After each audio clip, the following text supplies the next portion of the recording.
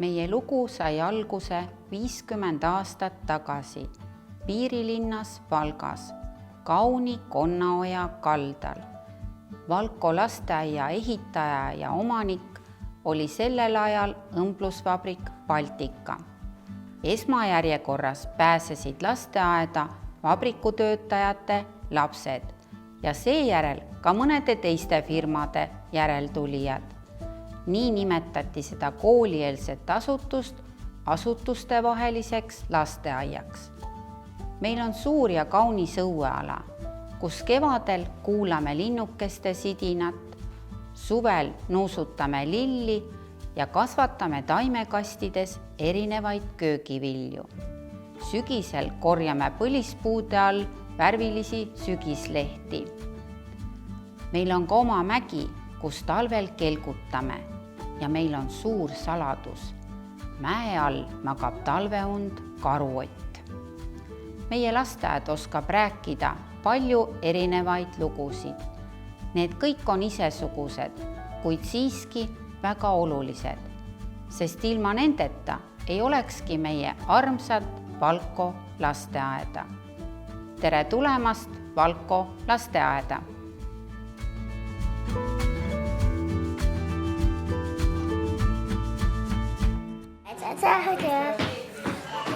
Vahepilte veel. Seal on õpetaja Karoliina. Jah, see on õpetaja Karoliina. Tema oli eile meiega. Vaat, siin on long. Joonistame. Mina joonistan pilti.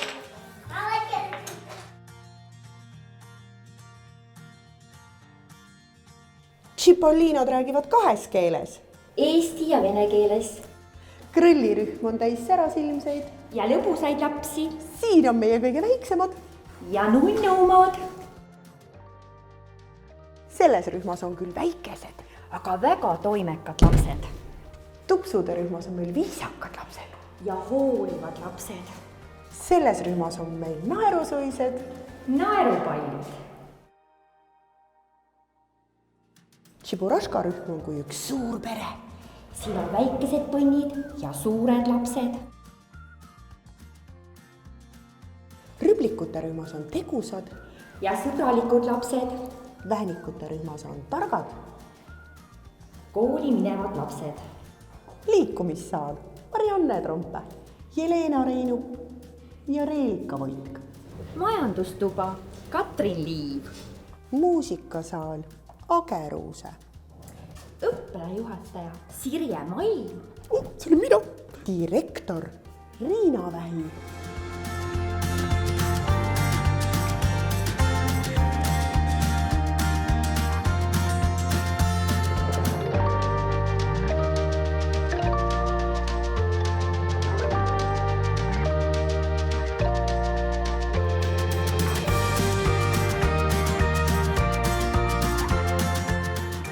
Alustasin oma tööd õmblusvabriku lasteaias Valko. Meil oli siis vormiriietus oli selles rühmas valge kittel.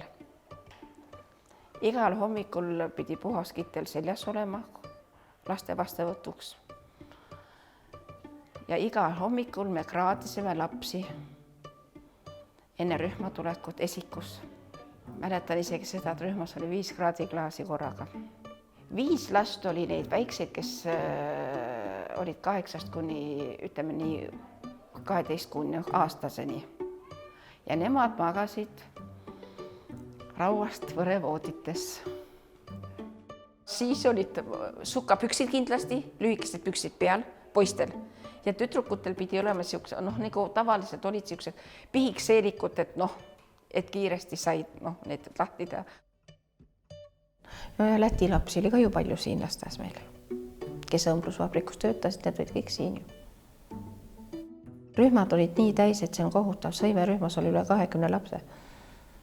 Aiarühmades oli 30 ja kõik oli kellaajaline. Kellaajaliselt oli kõik see paika pandud kohe. Kell 9 hakkas tund, siis hakkas kell 9 tund. Ja see poti peale panek käis ka graafiku alusel. Meil oli töökasvatus, siis see töökasvatuse alla läks lillede puhastamine, kastmine, kas siis pintsliga nad puhastasid suuremaid lehti või anti lapikesed kätte ja puhastasid. Aga nendele see meeldis jälle. Igaüks tahtis teda teha. Siis tegid vanemad ka rühma jaoks metsikud tööd. 60 tundi aastas pidi vanem tegema rühma jaoks tööd. Seal olid kõik õmblemised, ühesõnaga kõik sellised abistamisfaktu, mis vaja abistada oli, kas õues või toas ja kõik. Ja vanemad tulid nii appi, nad olid kohe abist nõus. Kõik näiteks rühmakaunistused, praegu mis viga me oleme, ostame poolist teema on ju. Aga siis sa pidid kõik ise mõtlema, lõikuma paberist või riietest. Aga rühm pidi olema kaunistatud. Vot see reegel oli ka Aamen kirikus meil. Kontroll oli kõva taga kõik aeg meil. Tähendab, joone järgi käimist päris ei ole enam, et nüüd võtame vabalt, teeme nüüd tegeluse nüüd või, aga siis oli täpselt punkt teavad kõik, kuidas seda panid. Need vahe on ikka suur sees. Nüüd on ikka lihtsamas. Õpetaja teeb tegelust siis, kui lapsed on selleks valmis, teinekord on nad niimoodi, et nad ei taha, võib-olla mängivad moment praegu ja nad ei taha praegu, aga siis pidi. Aeg oli jah, raske aeg ja aga hakkama on saadud, pole hullu. See meid elus hoiabki. Et miks ma siin lasteaias töötan, on see, et mul on elupäev lapsed meeldinud. Iga aasta on midagi uut ja huvitavat, nende poolt tuleb, mida õpid ise ka. Ma olen väga rahul oma tööga ja katsun töötada kuni pensionini siin ära.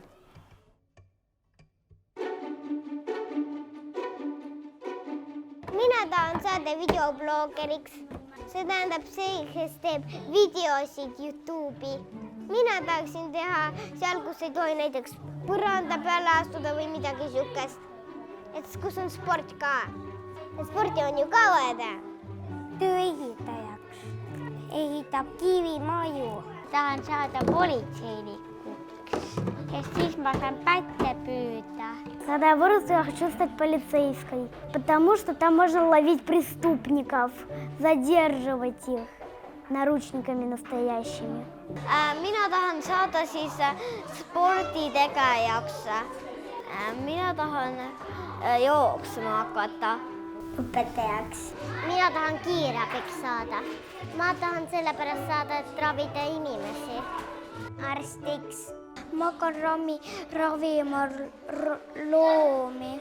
Loomaarstiks, sest siis ma saan enda koera eest hoolitseda. Ta on praegu minu vanaema pool. Mulle meeldib lasteaias mängida koos sõpradega suurte klotsidega ja mulle meeldib uues käia ja igasugustes tundides. Praegust ma mängin suurte klotsidega. No me ehitame praegust maja.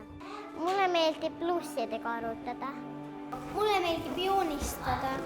Mulle meeldib joonistada ning õues käia ja võimelda ja laulda. Mulle meeldib joonistada. Ma joonistan vikerkaarja inimesi ja ilusaid kleite. В нем можно поиграть, позаниматься, поиграть с друзьями. Õues näiteks mängiva huvitavaid mänge, näiteks Minecrafti. Ruudulised pead on nagu. Mina mängin nukumajaga. Mulle meeldib joogat teha. Ja tahan selgelt õppida ja osata juba kõiki asju teha. Mulle meeldib see lasteaed, sellepärast ma ise teda joonistasin. See lasteaed on nii nunnu. Ja lasteaed on tore paiga, kus saab sõpradega koos olla ja mängida. Seepärast on eestikeelne lasteaed ja natukene venekeelsega.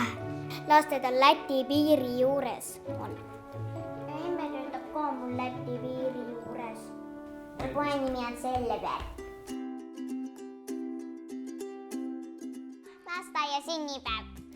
Lasteaia sünnipäev.